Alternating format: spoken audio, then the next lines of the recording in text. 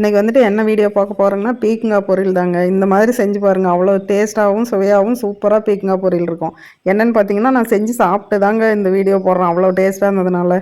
இப்போ பீக்கங்காய் சின்ன சின்னதாக கட் பண்ணி வச்சுட்டு எண்ணெய் ஊற்றி நம்ம ஆட்டிட்டு வந்த நல்லெண்ணெய் வழக்கம் போல் ஊற்றுறத விட ஒரு ஸ்பூன் சேர்த்து ஊற்றி கடுகு கருவேப்பிலை வெங்காயம் போட்டு நல்லா வதக்கி எடுத்துக்கிட்டு அதுக்கப்புறமா 1 டீஸ்பூன் மஞ்சத்தூள், அது கூடவே மிளகாத்தூள், அந்த எண்ணெயிலேயே வெங்காயம் வதங்குது இல்லையா அதே எண்ணெயில் மஞ்சத்தூள் மிளகாத்தூள் உப்பு எல்லாம் போட்டு சேர்த்து அந்த வெங்காயம் நல்லா வதங்கின பின்னாடி பீக்கங்காய் அது கூடவே சேர்த்து இன்னும் தேவைன்னா கொஞ்சம் கல் உப்பு நமக்கு தேவையான அளவு கம்மியாக தாங்க போடணும். ஏன்னா வதங்க ரொம்ப கம்மியாயிரும் பீக்கங்காய். அதனால உப்பு கொஞ்சம் கம்மியாக போட்டால் தான் அது வதங்கி வரும்போது சரியாக இருக்கும். அதனால கம்மியாக உப்பு சேர்த்துக்கோங்க. நல்லா வதங்கின பின்னாடி பீக்கங்காய் நல்லா வதங்கின பின்னாடி தாங்க தக்காளி சேர்த்தணும். தக்காளி சேர்த்து நல்லா சுண்ட அந்த தண்ணியே ஊற்றாமல் வதக்கணும்.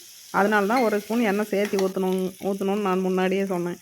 நல்லா அந்த எண்ணெயிலேயே வதக்குனாக்கா இது வதங்கிட்டே இருக்கும்போது சோறு வெந்துக்குச்சு. அதனால் சோத்தை வடிச்சிட்டு பார்த்திங்கன்னா மறுபடியும் சோத்தை அடுப்பு மேலேயே வச்சு ஒரு அனல் போட்டு அடியில் இருக்கிற தண்ணி சுண்டும். அதனால இந்த சோத்தை அப்படியே அடுப்பு மேலே வச்சு எடுத்தாச்சு. இப்போ இந்த பக்கம் பார்த்திங்கன்னா பீக்கங்காய் சூப்பராக அப்படியே சுண்டி வந்துடுச்சுங்க.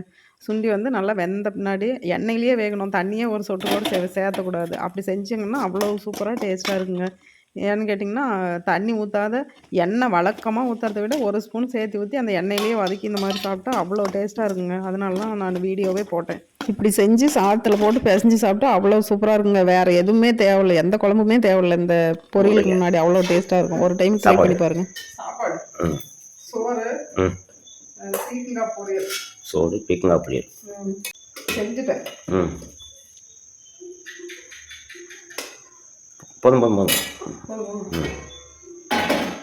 சூப்பராக பீக்கங்காய் பொரியல் இப்படி தான் சாப்பிட்றதுக்கு நல்லா இருக்கும். ஆமாம், போதும். இது வந்து தண்ணி ஊற்றாம பீக்கங்காய் பொரியல் தண்ணி ஊற்றாம எண்ணெயிலேயே வதக்கணுங்க. சூப்பராக இருக்கும். அப்படியே தொட்டு சாப்பிட்றதுக்கு அப்படியே அப்படியே இப்படி பிசைஞ்சு இந்த மாதிரி பிசைஞ்சு சாப்பிட்டா சும்மா சூப்பராக இருக்குங்க. சாப்பிட்டு இந்த மாதிரி அப்படியே அப்படி பிசைஞ்சு